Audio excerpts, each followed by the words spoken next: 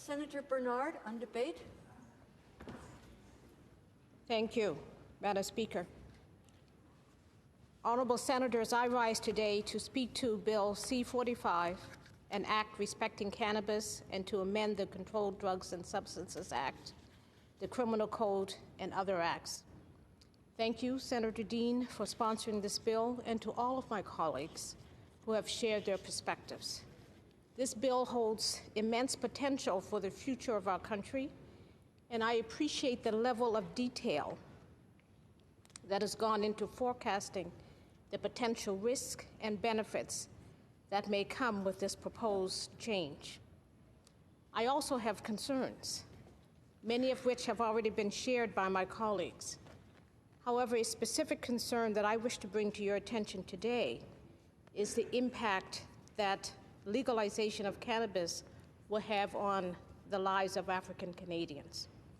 You've already heard from Senator Amadvar earlier today that African Canadians are disproportionately impacted by cannabis laws at this time regarding policing, arrests related to cannabis possession, and the over-incarceration. Given these unique impacts on African Canadians, I see a critical piece missing from C-45 that will ultimately disadvantage African Canadians unless we apply a race equity lens in these developmental stages. As the Right Honorable Prime Minister Trudeau stated on January 30th, when he officially recognized the United Nations Decade for People of African Descent, and I quote, "For too many people, anti-Black racism, discrimination, and inequality are part of their daily lives. This is unacceptable. Canada can and must do better," end quote. Honorable colleagues, this is a time to do better. It is our responsibility to identify how our work impacts the lives of African Canadians. Criminalization often covers up deeper social issues. Poverty, discrimination, unemployment, and health issues are just some of the challenges faced by Black communities. Making the links between these challenges and criminalization is part of the solution. We have an opportunity to create positive change for a group of Canadians who historically and currently are criminalized and over-incarcerated from minor drug-related crimes.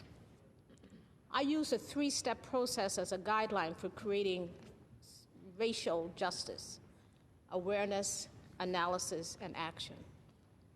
Prime Minister Trudeau's announcement was the first step: awareness. We have an awareness of anti-Black racism, and we have committed to creating change. Let us take the opportunity, once Bill C-45 is referred to committee for study, to analyze how African Canadians are impacted by this bill and how we can ensure the changes will also benefit African Canadians. This is what is called a race equity lens. Our process of analysis will then provide direction for actions that must be taken in order to create change. The first issue I wish to identify is a serious lack of African Canadian voices within the current discussions. This is a concern because often what is seen as mainstream neutrality is a disguise for bias that disadvantages marginalized groups.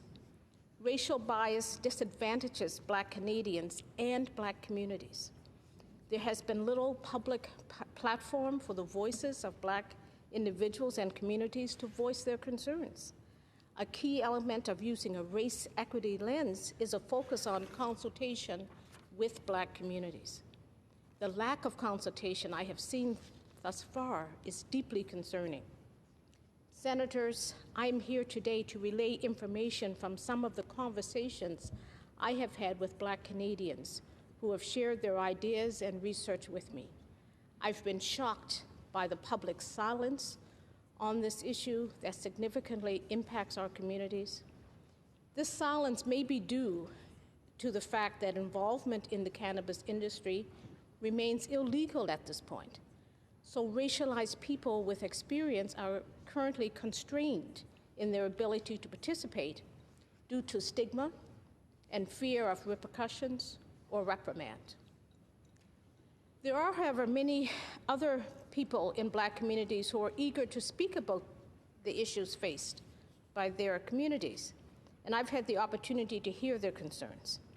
Some key themes that have arisen are the harms of lack of representation in the discussions, concerns with the restrictions around licensing for involvement in the legal cannabis industry, pardons for offenses from simple possession, the need for a greater, the need for a gender-based plus analysis, health and social aspects, the lack of race-specific data, and concerns about the lack of conversation around the over-incarceration of African Canadians.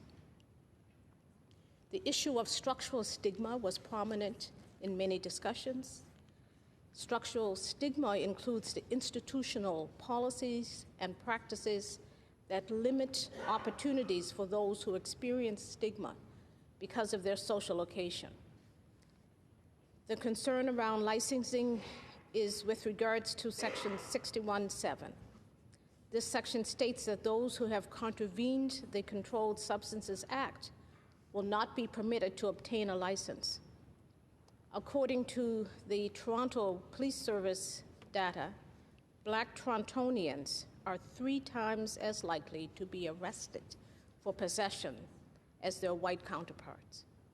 Black Canadians who have been incarcerated struggle to find employment, and consequently, this restriction denies Black Canadians access to the economic benefits of the legal cannabis industry.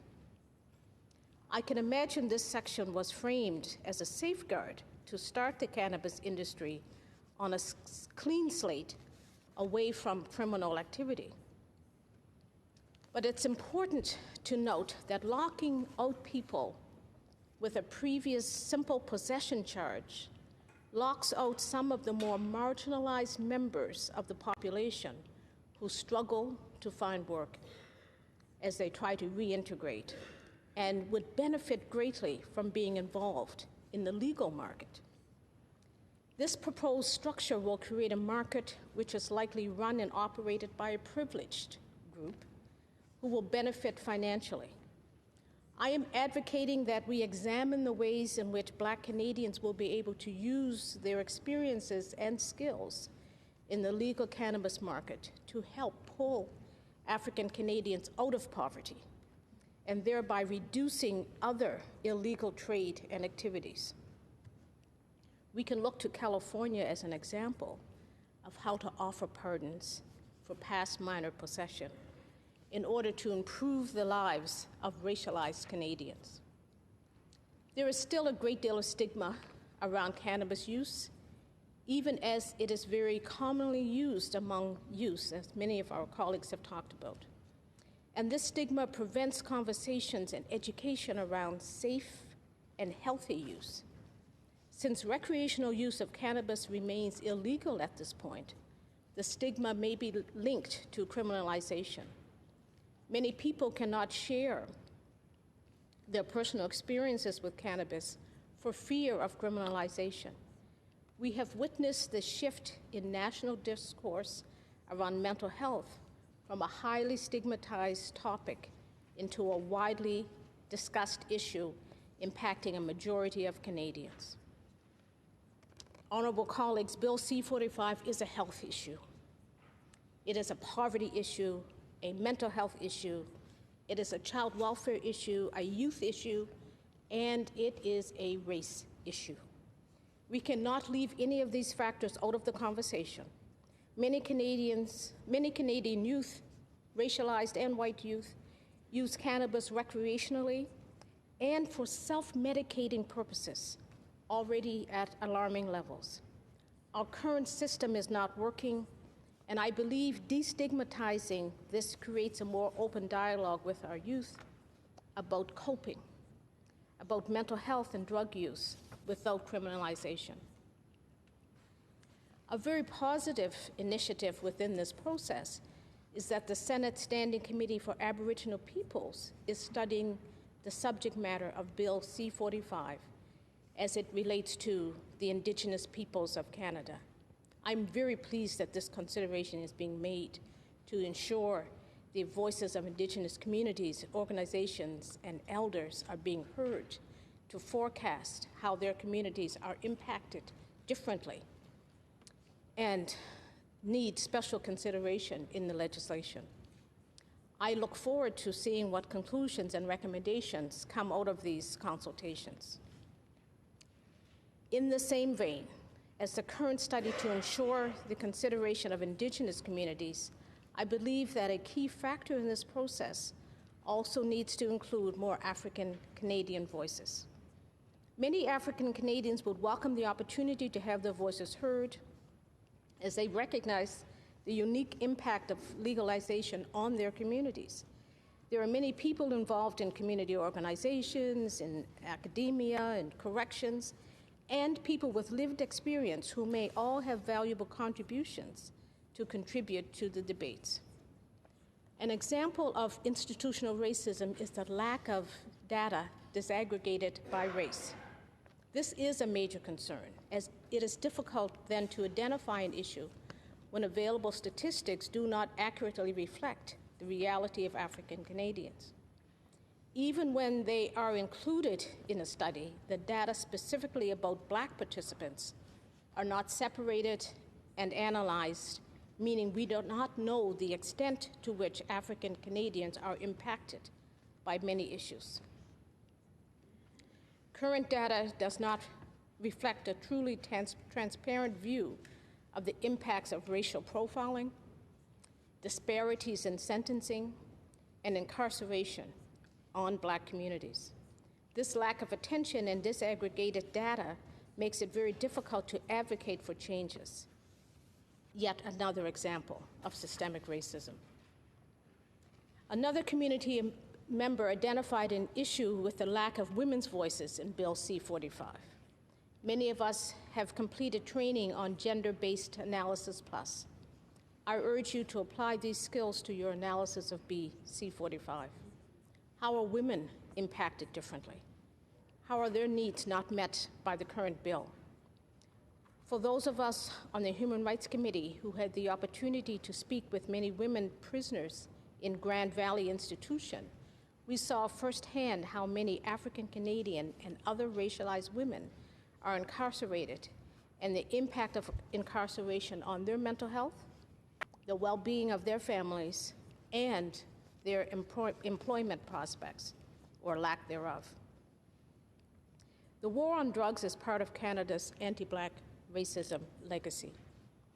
As stated previously, African Canadians are disproportionately targeted by police and more likely to be arrested for minor drug charges. As the law changes, these people will be left behind and continue to be excluded even from their communities. Without a concrete plan to pardon people who've been previously incarcerated for minor possession charges of cannabis, especially racialized people, the legacy of systemic anti-Black racism continues. If these Canadians are not pardoned for previous minor charges, in addition to being locked out of the cannabis industry, the federal government is setting a dangerous double standard, allowing privileged people to profit economically from the cannabis industry and leaving African Canadians disadvantaged. To conclude, honorable colleagues, I urge you to consider the particular impact of Bill C-45 on African Canadians and other racialized Canadians. Let us consider how we can make changes to the proposed bill to create the most positive changes for people who are normally locked outside of such discussions. We have an opportunity to disrupt patterns of systemic racism. The steps I recommend are specifically around including more diversity in the conversation, racial representation in discussions, reconsidering licensing restrictions, and pardons for simple possession to prevent the perpetuation of anti-Black racism. Thank you.